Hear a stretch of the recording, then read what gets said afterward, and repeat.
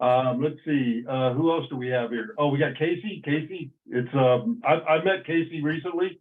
He's going to be a awesome addition to our group here. We're very glad to have you with us, Casey. Thank you for joining us.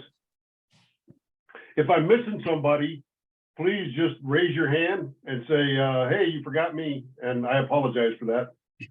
Bart, it's good to see you. It looks like you're connecting to audio, so you may not be able to hear me.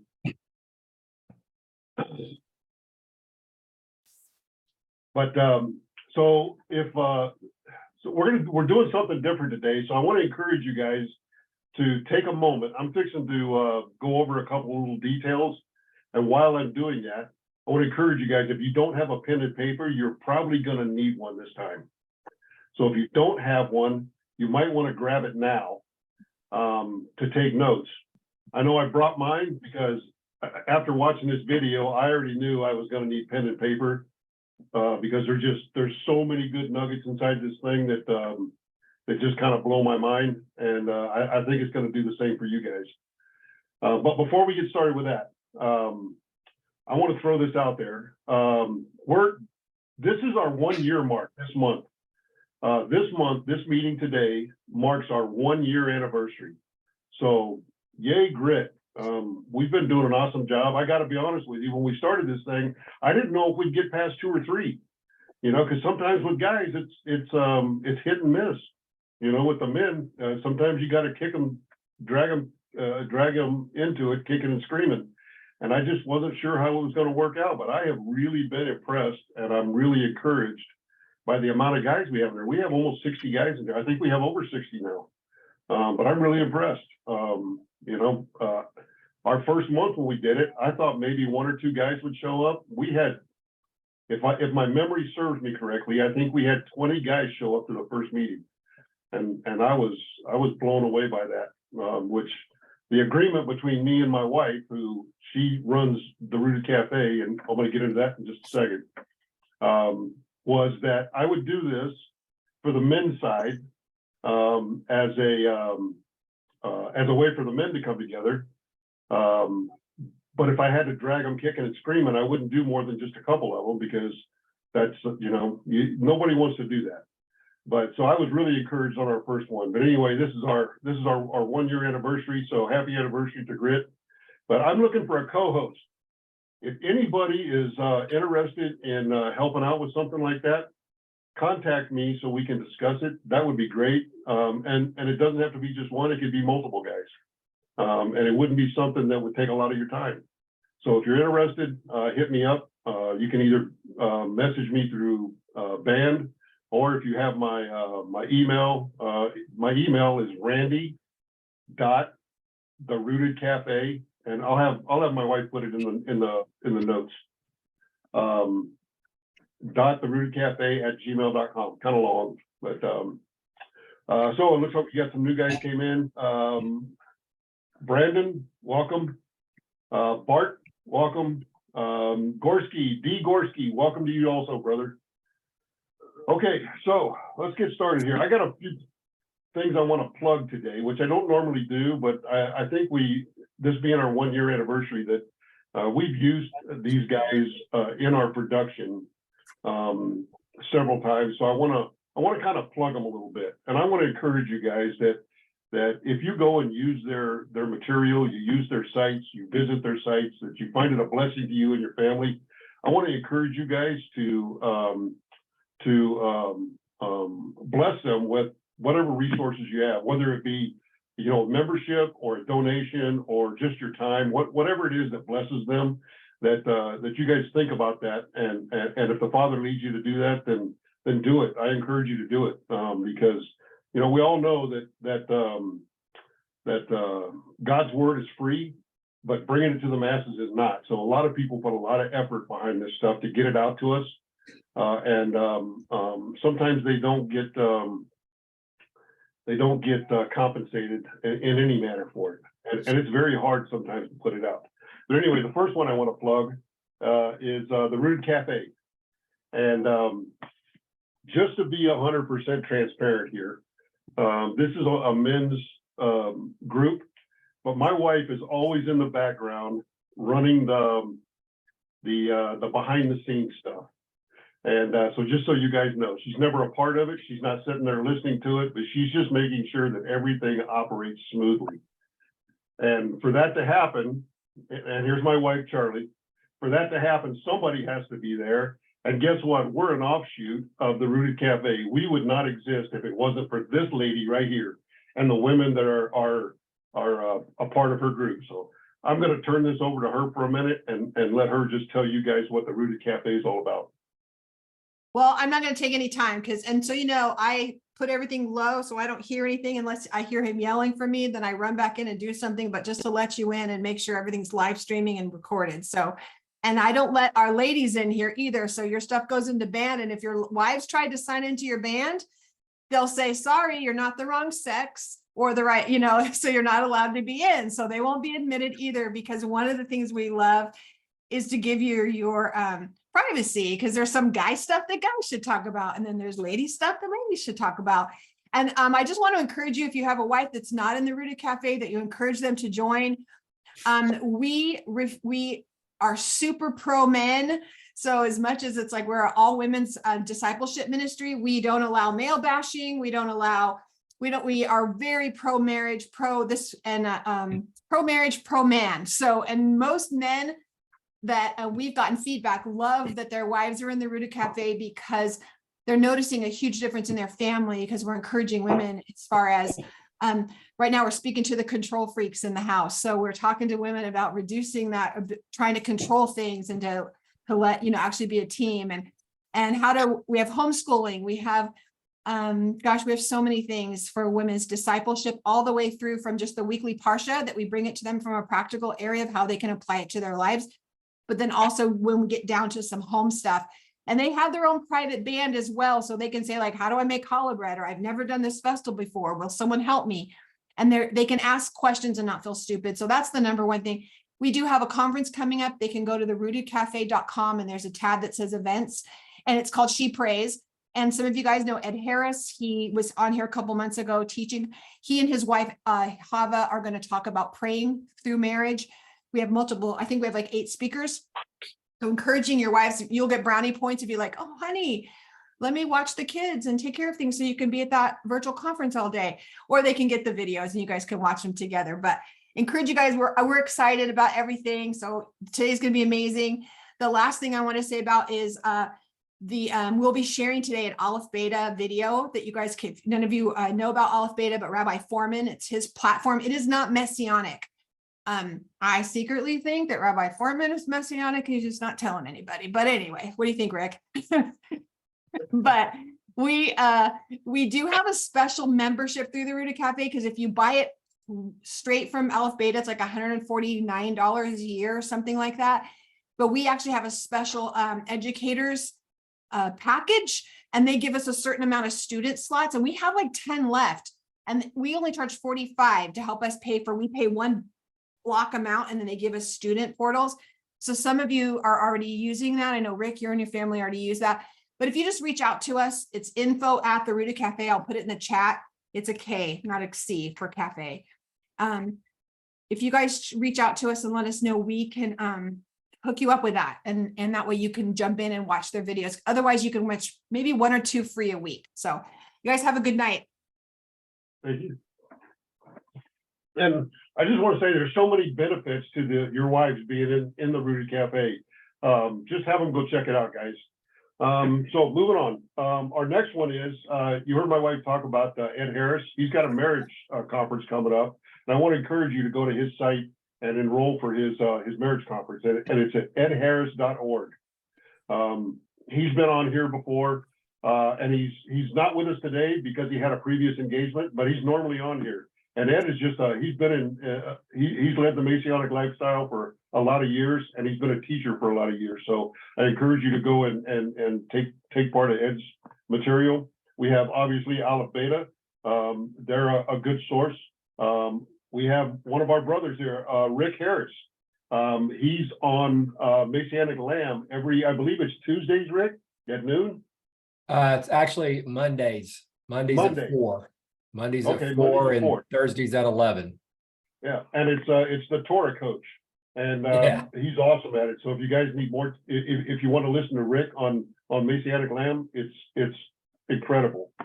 We also have Bama Podcasts, who we've used their material several times in the production of Grit, and then we have the Bible Contact. So any of those and all of those, if you guys are blessed by any of those, I want to encourage you to go and partake of their materials that they put out. It's a big effort to get that stuff out there, and just think about supporting them. That's just a biggie. So with all of that said, has anybody got anything they want to add right quick before we get started in our video? No? Okay. So again, if you don't have pen and paper and you're gonna, I want to encourage everybody to be a part of our conversation after this video. So while the video is going, if you'll mute your mics, that would be awesome. We'll watch this video. I think it's about 15 minutes, and then we're just going to have a roundtable discussion. And I think some of this thing is going to blow your guys' minds. So we'll go ahead and start this video. I'm going to mute my mic now.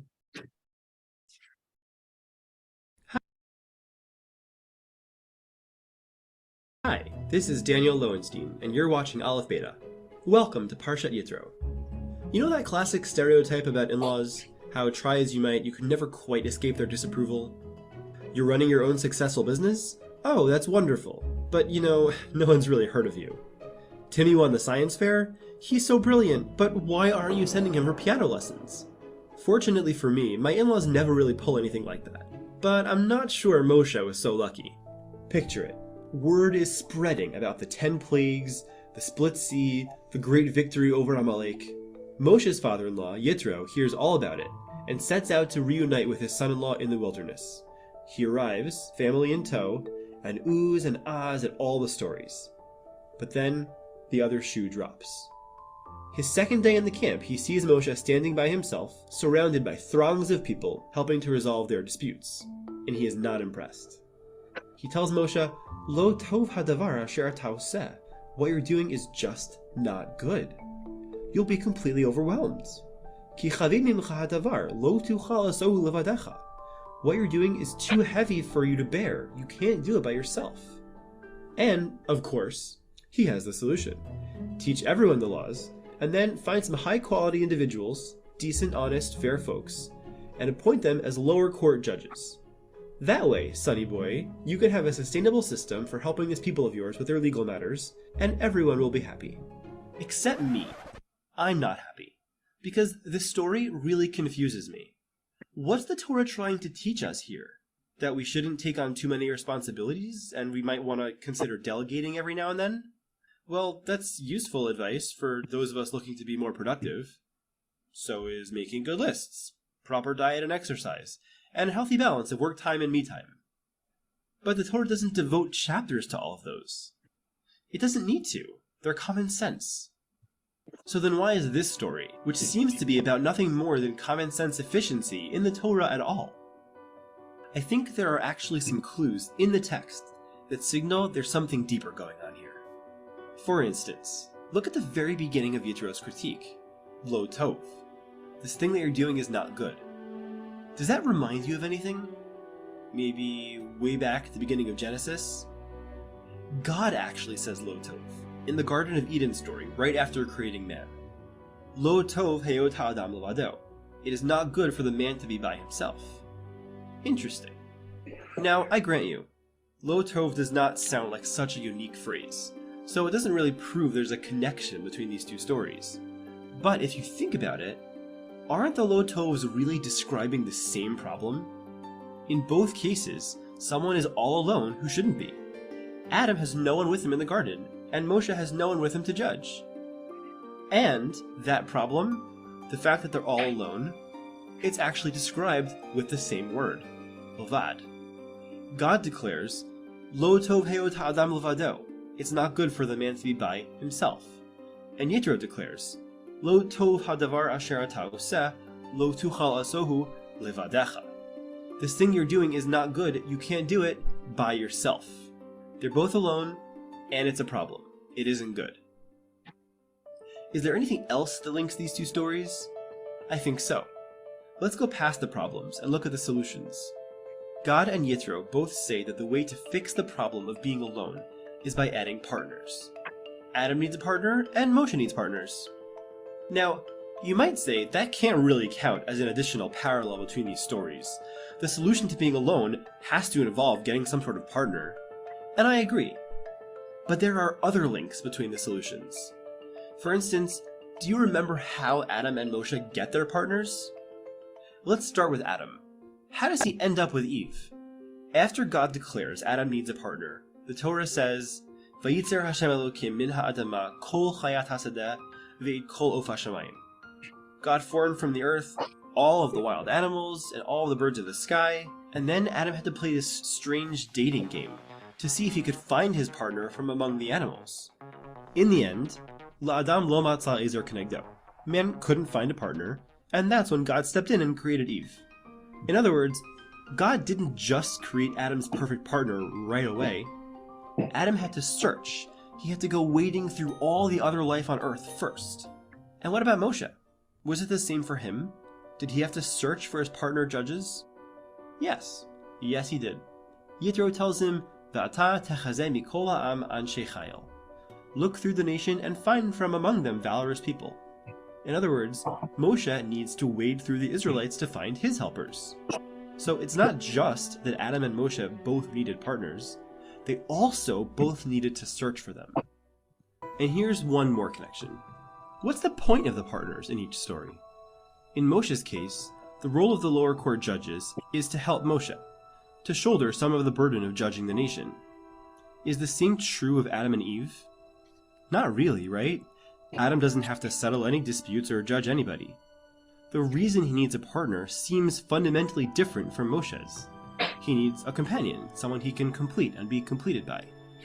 And yet, fascinatingly, the Torah describes Adam's partner as an Ezer, a helper, someone to assist him with something. With what? I don't know, but something. And so we have one more parallel. The function of the partners in both stories, surprising as it seems, is to be a helper. So Adam and Moshe are both in a situation that is deemed lo tov, not good, because they're both levad, alone. And so they both are told to search for partners. And when they find them, their partners are somehow meant to serve as helpers for them. This seems, at least to me, like a really compelling list of connections. But what do they mean? What are these parallels trying to tell us? What could Adam's need for a wife possibly have to do with Moshe's need for colleagues? And whatever these parallels mean, can they tell us anything about why Yithro's story is in the Torah? To answer this, let's try to understand that last surprising connection we pointed out. Moshe and Adam both need partners to help them. That makes sense for Moshe, but what did Adam need help with? If you stopped anyone on the street and asked them why God thought man needed a partner, they'd probably tell you that he would have been lonely otherwise. It's what the text says. He was all alone. But that's not all the text says. Look at how God describes Adam's projected partner. An Ezer Kenegdo, a helper opposite him. Not an Isha, a woman, or an Ahuva, a beloved, or a Reah, a friend. All of which would have been much better terms to describe someone meant to cure loneliness. Instead, she is described as a helper. So, maybe we got it wrong. Maybe the issue with man being alone isn't loneliness. Maybe there was something else not good about man being alone, something he needed to accomplish that he needed help with. But what could this mysterious task of Adam's possibly be? It seems like all he had to do was eat the fruit of the garden. So did he need a helper so he could stand on her shoulders when the apple he wanted was too high up to reach? Did he need a second opinion about whether the tomatoes were ripe? What did Adam have to do that was so hard it was not good for him to have to do it by himself? I think the text may actually tell us the answer. When God declares it's not good for man to be alone, does he just decide that in a vacuum, or does something precipitate that? Is there something that happens that makes it a problem for man to be alone? Let's take a look. Right before God decides to give man a helper, he tells him to eat from the fruits of the garden, with one exception. Me'et hadat tov v'ra lo tochal mimenu.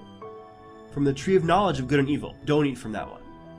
Ki biyom achocha mimenu mot tamut. For on the very day you eat from that tree, you will die. And the very next verse is Lo tov heot ha'adam levado. So first God says, Adam, stay away from the tree of knowledge. It can kill you. And then, right after, God says, hey, you know what? Adam really shouldn't be alone. He needs help. Well, doesn't that seem to suggest that the reason man needed a helper was to help him avoid eating from the tree? I know. It seems like a bizarre thing to suggest. After all, look how things turned out. The exact opposite happened. Adam's partner actually fed him the forbidden fruit. But the text really does seem to be pushing us in this direction. Okay, so Adam's Ezer Kenegdo is meant to help him avoid eating from the tree of knowledge. But how?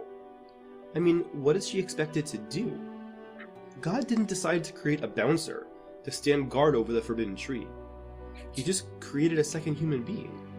Is a partner, by simply existing, somehow supposed to help man resist the tree? I think so, based on an idea I heard Rabbi Foreman share a few times about what exactly the tree of knowledge was. Here's how I understood what he said. All throughout the beginning of Genesis, God is creating things and then calling them tov. And that makes sense, because when you're in charge of something, when you're a CEO or an author or an architect, it's your job to decide what's good and what's bad, what matches your vision for how things ought to be, and what doesn't.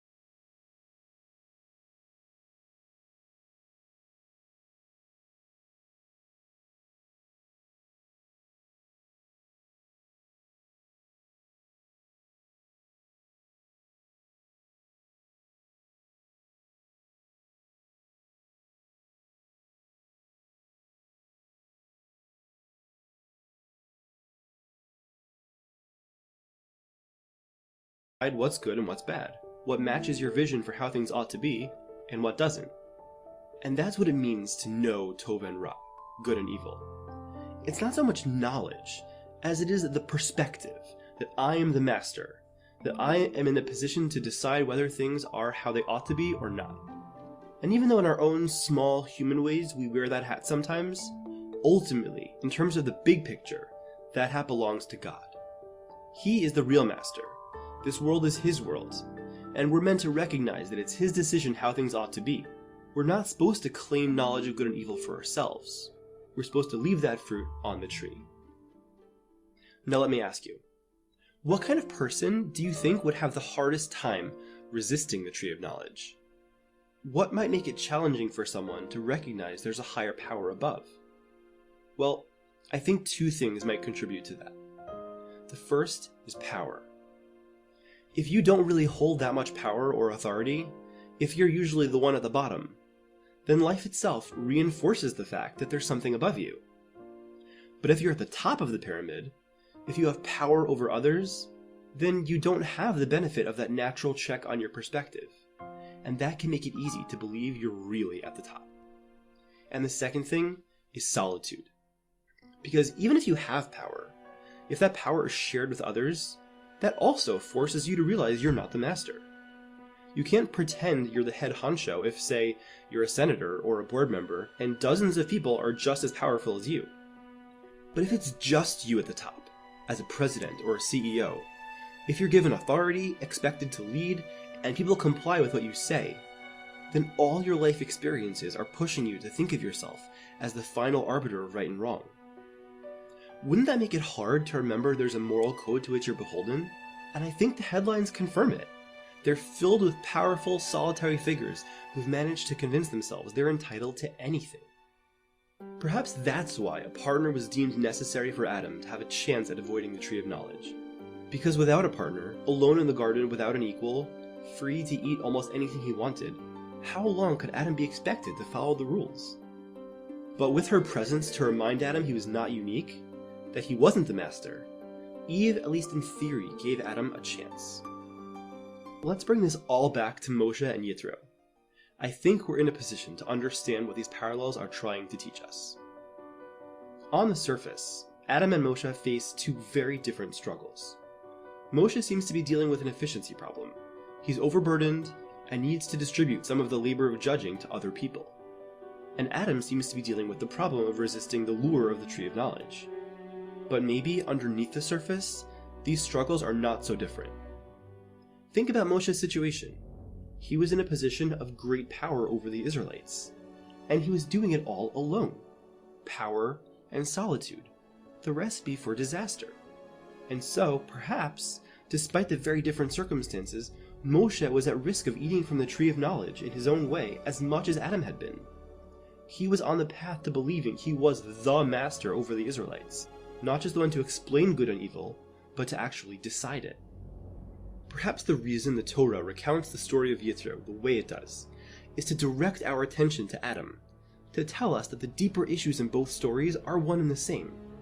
No matter how great a man is, no matter how he ends up justifying it to himself, if he holds power and holds it alone, he will face the delusion that his power, his authority, is greater than it truly is. And an essential way to combat this delusion is to have a real partner. In Adam's case, Eve, another human. And in Moshe's case, moral partners. People who wouldn't be swayed by convenience or gain, who would deal with all people, Moshe included, with honesty and integrity. So in the end, did we arrive at a lesson all that different from don't do everything by yourself? Maybe not. But the reason is the real lesson. It's not about efficiency or sustainability. It's about the effect of being too alone. The more often others rely on us, or we rely on ourselves to make important decisions, the more trust we develop for our own intuitions, the more likely we are to come to overtrust in them, and to believe we're greater than we are. But if we surround ourselves with people we can respect, people who can keep us humble and honest, who won't just tell us what we want to hear, if we acquire the right kinds of partners for ourselves, then we can be the right kind of partners with God.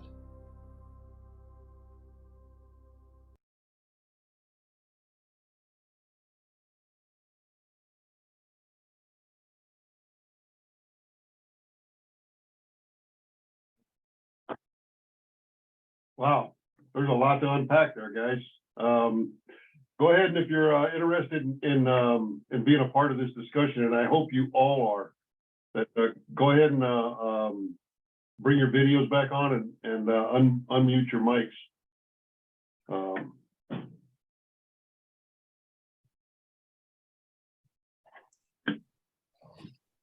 So, man, there's a lot to unpack there, guys. I can think of a million things. But first off, for me, it seems like there's two things that come to mind. It's Tov, and what does Tov truly mean? And not just Tov, but what does Lo Tov mean? And then also our wives as partners, as helpers. How does that factor in as to how men in general see their wives today? Who's got something they want to jump in here with? I don't want to be the only one talking about this. Hey, this is Brian. Hey, I think the biggest thing I got out of that is it's really about accountability, right? It's like being accountable to someone other than yourself. So you have something to bounce things off of, right? Because without our spouse, a lot of times we would go down the wrong path, like a lot probably. And same with when you're in a position of authority. If you don't have somebody to go back to, a mentor or someone to bounce things off of, sometimes you can get yourself into trouble because you know, it kind of gets that pride going on, you know, you're all that, or that you know everything. So I think accountability was a big thing that I took out of that. Yeah, you're right about that, Brian. And I think myself, and I know there's a couple other military guys, ex-military guys in here, we can speak to that about being out there. You're in charge of a group of guys, and being in the military, you know, in that group, you're pretty much, you know, you make the decisions. You tell everybody else what to do. You make sure things happen, and it's your job to do that. And you can get that way real quick, you know, by knowing that. And I know a lot of the way that I led my life up until I married my wife and came into Torah, that this whole thing speaks true to my whole life. I was talking to my wife about it the other day, and it just, I can see my whole life following that course of action up until, I mean, this video rang a big bell for me. What about you guys?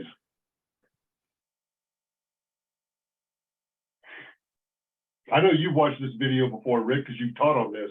What's your thoughts on that? Well, I couldn't agree with Brian anymore. I mean, that's exactly what the perspective I got was, that if we go lone wolf, if we try to go with, even with the best intentions, to do the right thing and to try to be right or to be told, we're setting ourselves up for disaster. And, you know, like he said, like Brian said, if we apply that to our married life, and then even apply it to just guys around us, like what we have right here, the accountability that we can have right here, that can keep us on that narrow path, that path of God, that halakha. You know, if we can do that, we ensure, or at least give ourselves the opportunity, like they said in the video, give ourselves the opportunity to, you know, stay on that path and stay in that way of life, in that mode of life. You know, just looking at what Moses had in front of him was a daunting task, but he seemed to be gifted to be able to do it. And you may feel like, I'm gifted to be able to do something, that I can do this. But if you're flying alone, I just believe that the message of this whole Torah portion was, you're setting yourself up for some disaster if you don't allow people to join and hold your arms up. You know, be an Aaron and a Horeb to hold up the arms and help the in leadership. That's what I got. Yeah.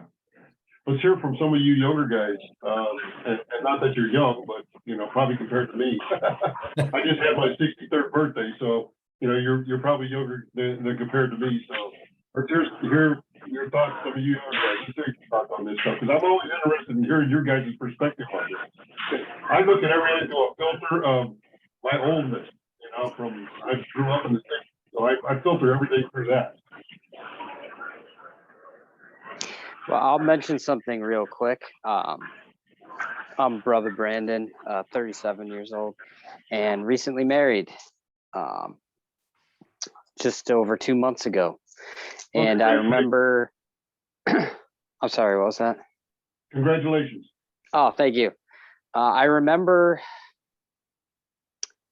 going through 1 Corinthians 7 multiple times in my journey. And I remember one day it really just hit me that I didn't have the gift of singleness, that the gift of self-control to allow me to continue in my singleness. I did not have that gift. I believe some people have it as far as like sexual self-control. And I knew that I needed to get married, even just from that alone. It's better to marry than to burn. And that right there speaks to, you know, the accountability in that area, and also the way that Yah prescribed the healthy outplaying of what sexuality actually is, as it's intended to be, through marriage.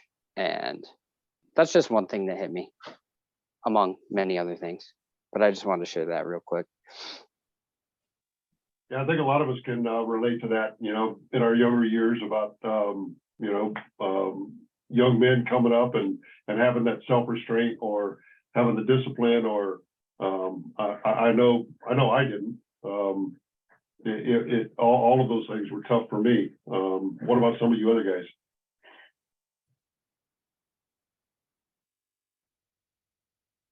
Hey, Jim, there you are. Welcome.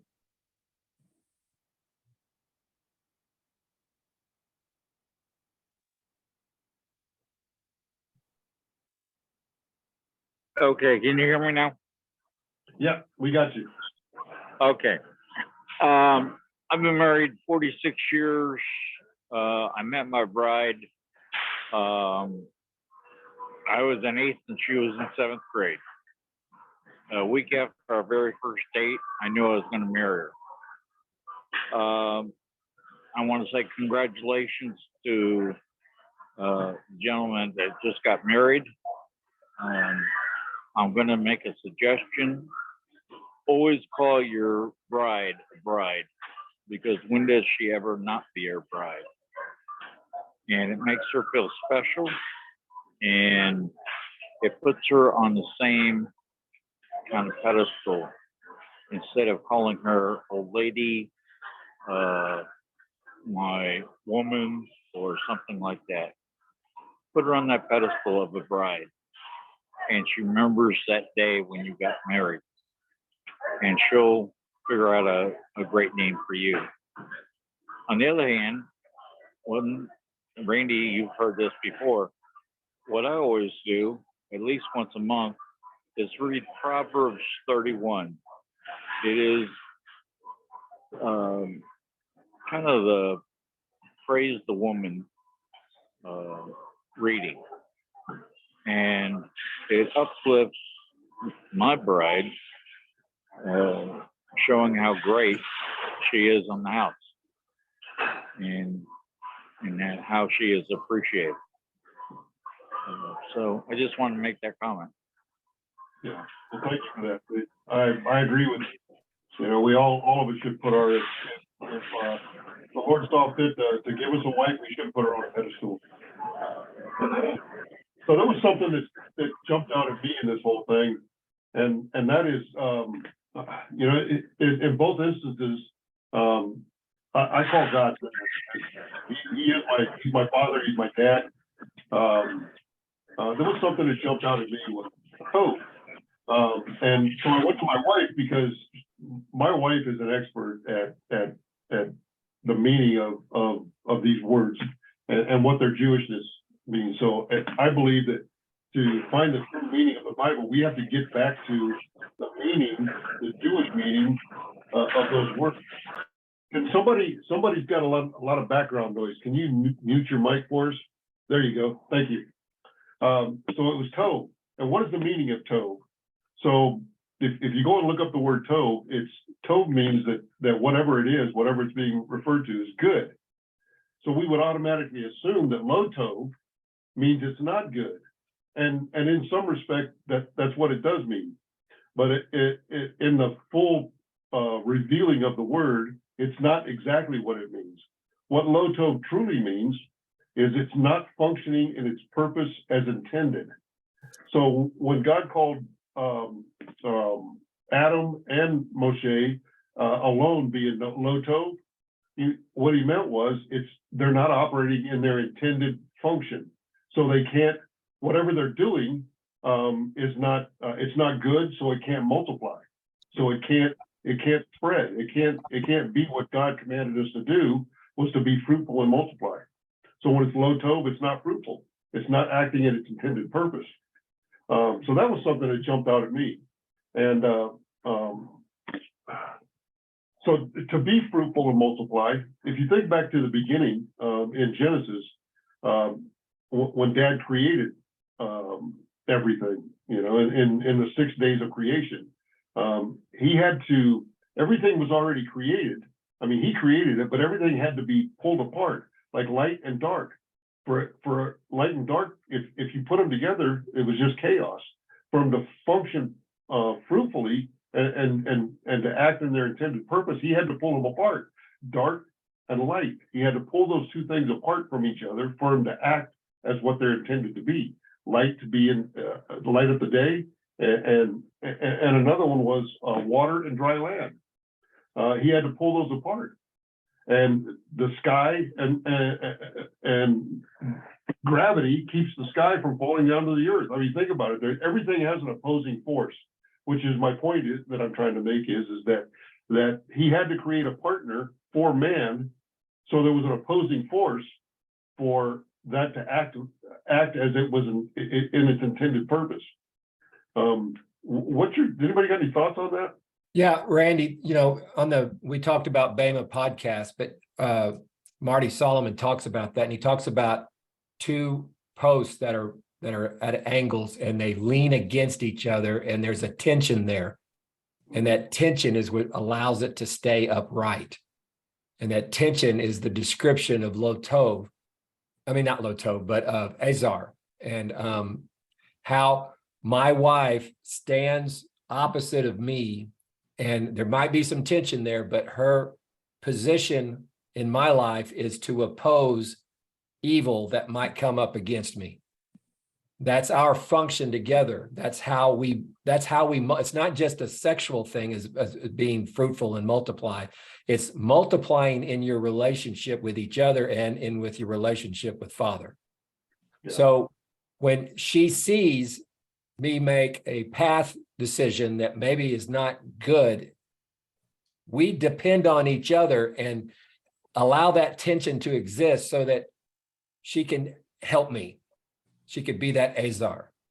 And then I do the same if the opportunity comes up. So I think that kind of illustrates what also is being taught here, is that when we lean on one another, all right, when we cast our burdens to one another, we're able to allow people to have access into our lives, which is the whole purpose of why God wants to put us together, why we're the body, not just a bunch of individual members in Messiah. Right. We are the body of Messiah.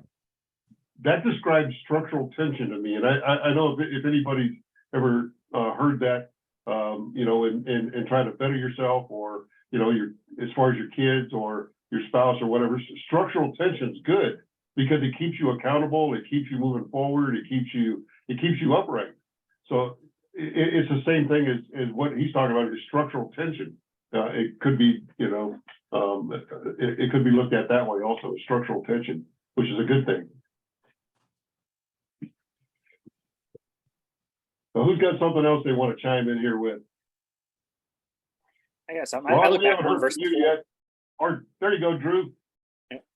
So I look back one verse before the command of, don't eat the fruit, and it says that he had the responsibility to cultivate and care for the land. And so I think it could also be tied to that he did have a task that was bigger than himself. I mean, if he had to care for the entire world, that is something that requires more of him than he's capable of. And that's that, we're not meant to do all of the work by ourselves, just like Moses wasn't meant to do everything by himself. And, I think that even ties a little bit more closely, because I don't see anywhere in scripture where Moses had this like, oh, I'm getting a big head. I'm need other people to keep me accountable. He definitely had, Yah to keep him accountable and all of that. And he was, the most humble man on the earth, as it says, but he did have something that while he could do it all on his own, or maybe he couldn't, he's not meant to do it all on his own. And so I think, he wasn't operating in Tov by trying to do it all on his own. Hold on one, guys. You guys keep this going. I have to jump.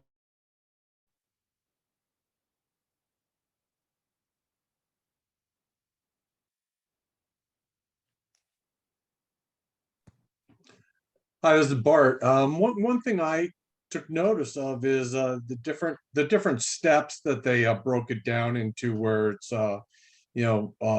not good, all alone, partners, search for partners, helpers. It's a process. And like, as far as for me and my wife, we've been married 30 years, and she's my beloved, but it hasn't always been that way, because our walk was different and our walk was still developing.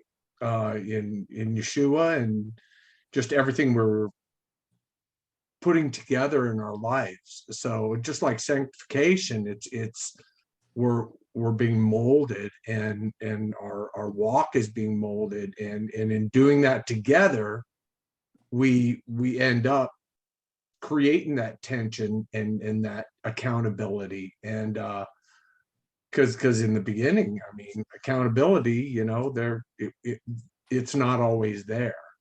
You have to develop that accountability, and it's interesting that what the time frame was with Moses. His father-in-law came and spoke truth to him. How long that take him to develop the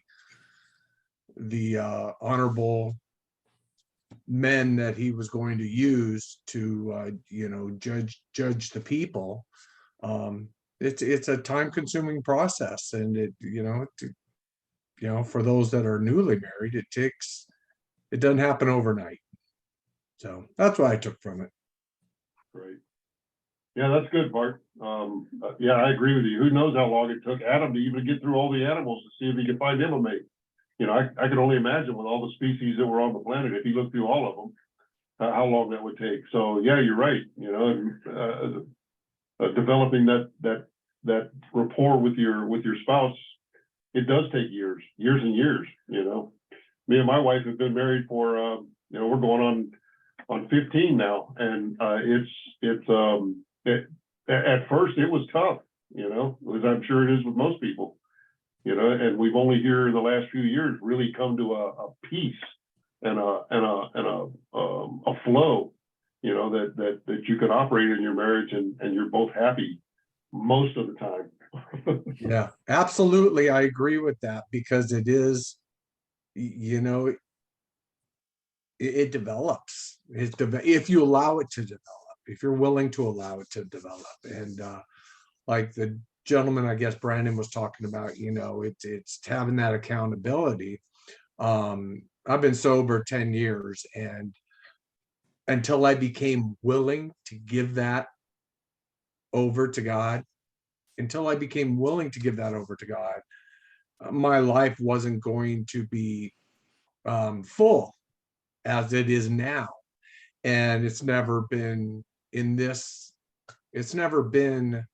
as fruitful as it has been in this last 10 years. It's been close, but there was still that small, actually not a small, but an anchor that was holding me back from allowing the fruit of this partnership to be everything that it could be. So it takes a lot of sacrifice and a lot of you know, developing.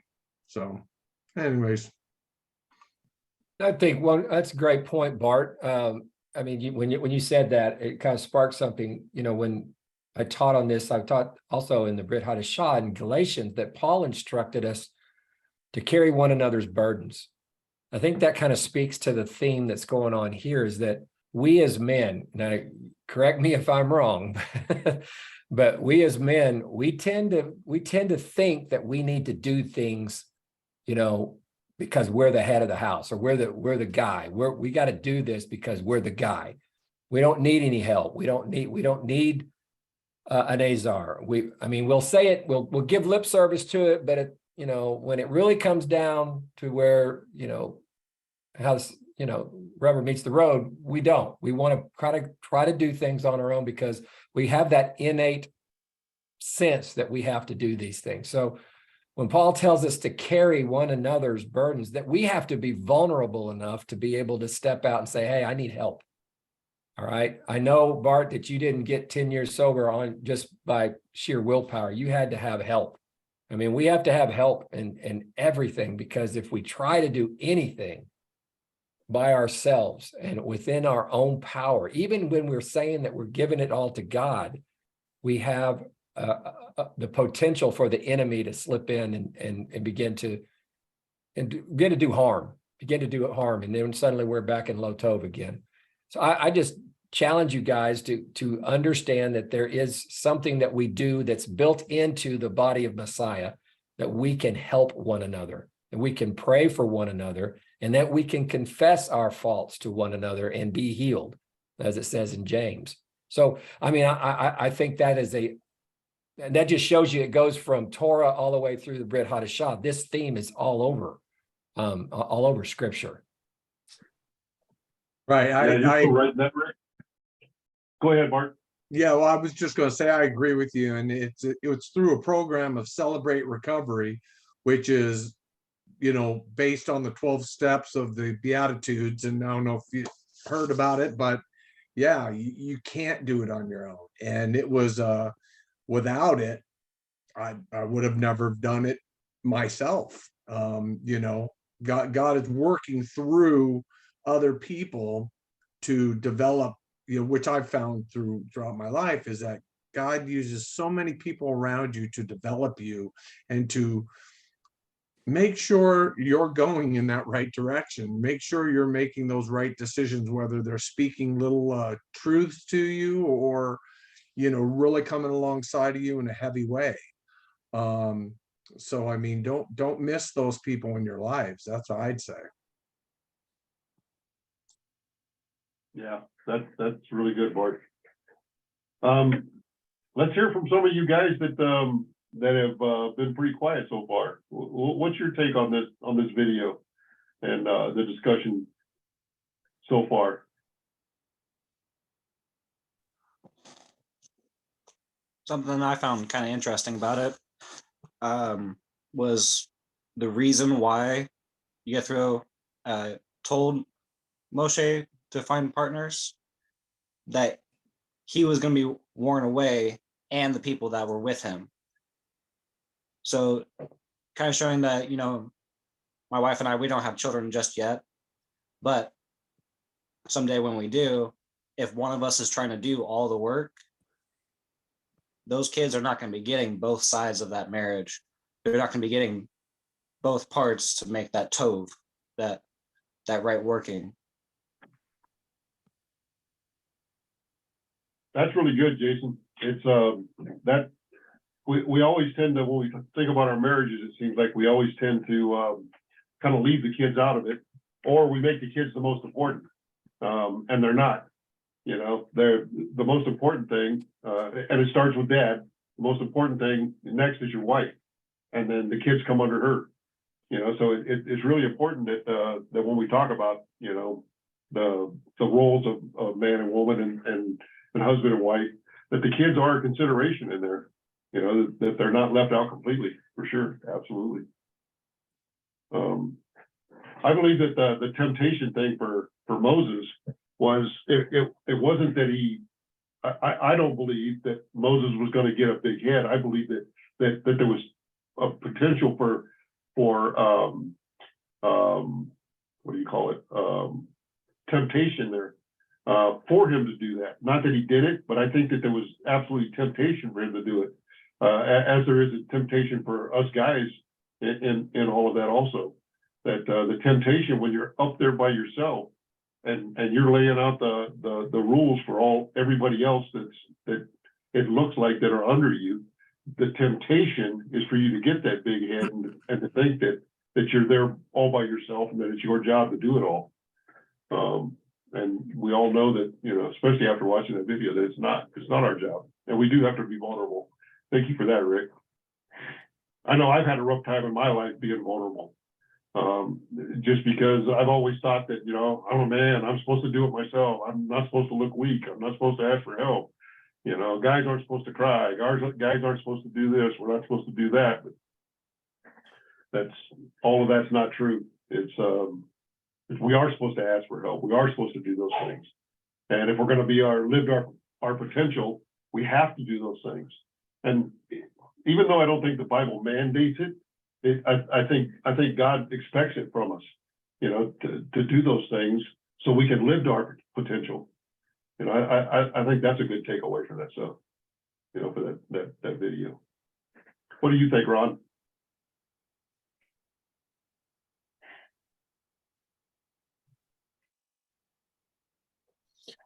I've struggled with it quite a bit, with trying to take control and doing everything, as you say, as being a man. That's what we're taught. especially the older generation. I come from farmers, and that's just the way it was. And then raising the kids, it was really hard. Always needed my wife there to usually settle me down, because I usually get a little bit excited with them sometimes when they do wrong. So that's one accountability that I was very glad that she has been there. I think our wives are uniquely prepared. If we allow them to speak into our lives, they're uniquely prepared to do that and to help temper our attributes that we may have, for lack of a better phrase. Yeah. They get older, I found it's a lot easier too. It is a lot easier as you get older. I can attest to that, and you are completely 100% right about that. As we get older, we see the truth of everything, don't we? Yes. Yeah. You need to step back and look at it a little bit different angle. Yeah. Yeah, I don't know what it is about age, that age brings a comfort and an ease to be able to do that for some reason. And I haven't figured that out, but I realized that to become a truth, that with age, I guess it's wisdom, I guess. Life wisdom. Yeah. Some of you younger guys take notes about that. It'll save you some hardship later down the road. Yeah. What's your thoughts on this, Casey? I don't know. I just thanks for including me in here, I guess, but I don't have a whole lot. I appreciate. I understand what everybody's saying, I guess, and I definitely agree with what everybody's said, and I don't have nothing to add to it. But just thanks for adding me to the group, and I think I'll definitely. You keep this up, I'm going to keep coming. Eventually, I'll have something to say about whatever it is we're talking about. But as of right now, I don't. Just thanks for including me. Yeah, well, you're welcome. I mean, everybody's welcome. We're just really glad you decided to join us today, and that you were able to. You know, I honestly believe that we're all here for whatever reason. Dad wants us all here for individual reasons, and as long as we all show up, we'll continue to have it. You know, we'll be here every week. You know, so anybody got anything else they want to add? No? I'll jump in quick. Okay. Go ahead. You have comments on chat. Go ahead, Brian. You had something you wanted to throw in there? Yeah, I was, you know, after listening to some of you guys too, like kind of brought back to like the empowerment. So like, you know, when you surrender to your spouse, you're empowering them to be able to speak into your life, kind of like Rick and you guys were talking about, you know, to be vulnerable to that, you know, when it comes to like your helper, your helpmate. And then on Moshe's side of the house, you know, empowering people, right?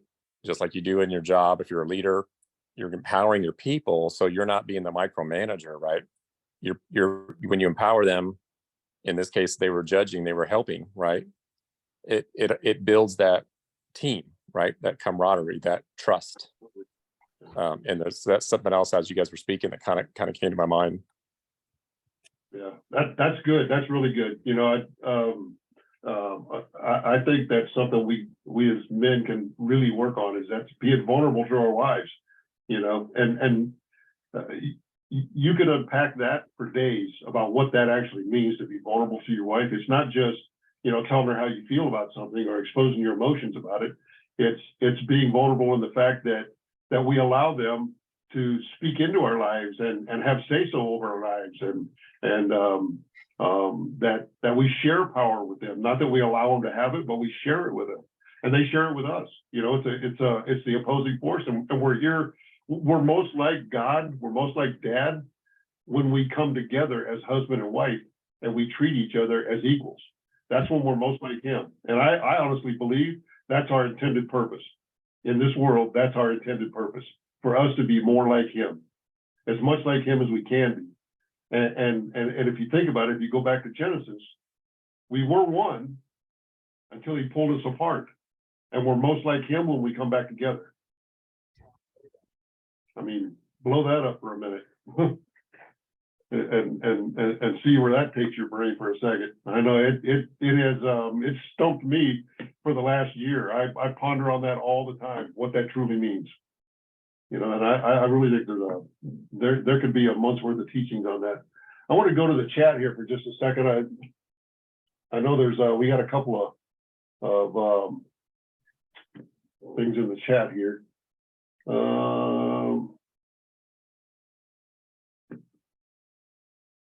We got good stuff, 100%. Hey guys, Steve the Nerves.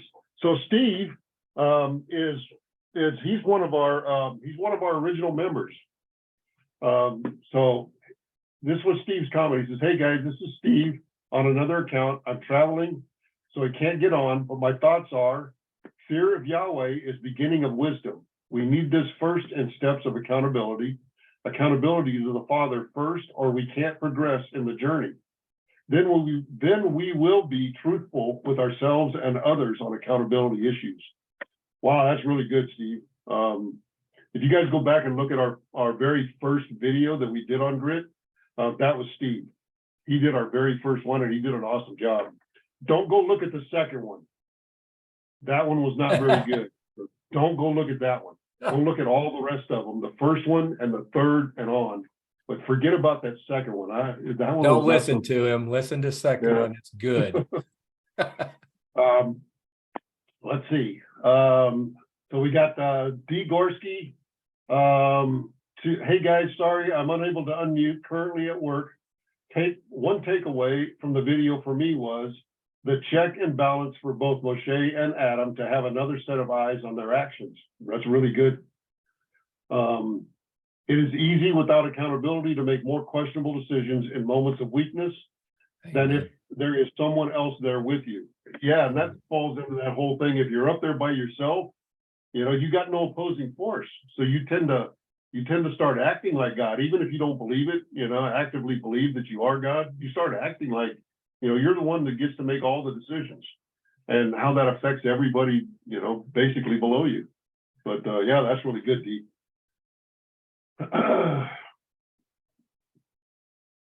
You know, one of the best pieces of advice I ever got, guys, in dealing with how I saw my Azar, you know, I think the world paradigm is that for relationships to be a 50-50 thing, you know, I give, I receive, and that's the way we set our marriages up.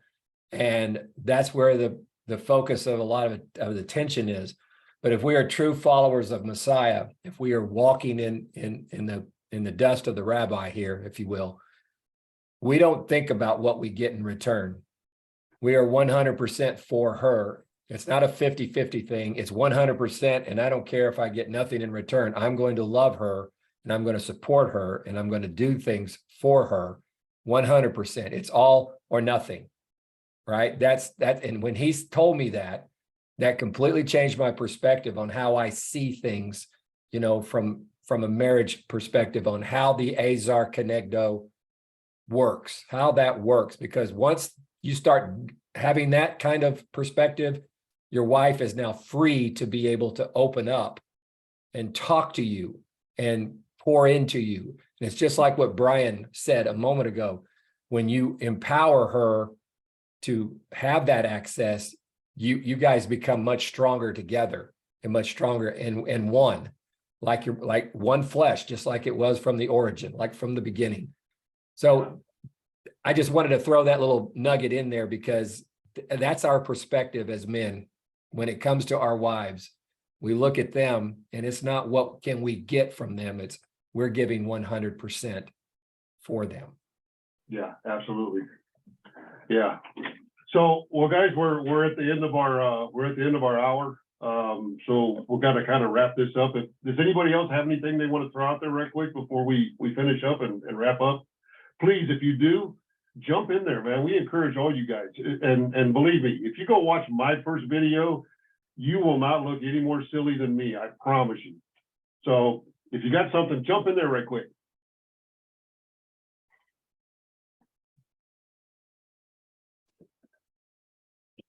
Let's see.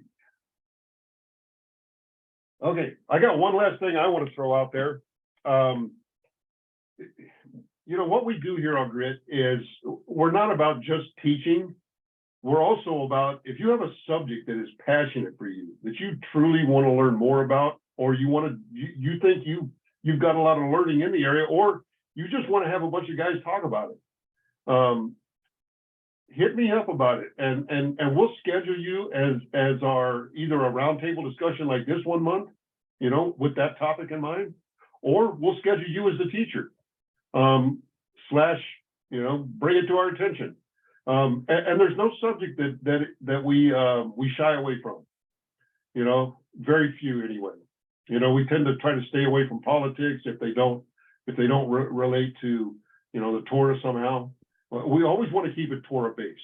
So if you think about it along those lines, if there's a subject you guys would like to talk about one month, or if there's something you want to teach on, man, I really encourage you guys to jump in there, contact me, and let's get it scheduled. I would love to see you guys, not somebody from the outside, but one of you guys to just step in and 1 month just say, hey, this is passionate on my heart. I love this subject and I want to talk about this, or I want to teach on this. I would love to schedule you guys out. I'll schedule you guys out for the next year. So just jump in there and let me know if there's something you want to talk about, and let's make it happen. But Rick, you want to go ahead and close us out in prayer, buddy? Sure, I'll do it. Father God in heaven, we're just so grateful for this time together as men gather around your Torah and around your word, and look for the way that you have provided for us to bear that fruit and to multiply and to shine the glory that you have within us to this world that needs us. So Lord, help us as we walk this walk to be lights to one another, to help us, to help one another, to share our burdens, to be vulnerable, to treat our wives and to love her as Christ loved the church. We're just grateful for this time. We're grateful for all these men, Father. I'm so grateful that you've brought these gentlemen into Grit. Please bless Grit continually and cause your light to shine. We're so grateful to you. In the name of Yeshua, we pray. Amen. Amen. So one last thing, guys, real quick. I want to encourage you guys to if you're able to, go watch Rick on Messianic Lamb, Torah Coach. The link and the days and times will be in the notes. I encourage you to go watch it. He is awesome, man. He's a great teacher.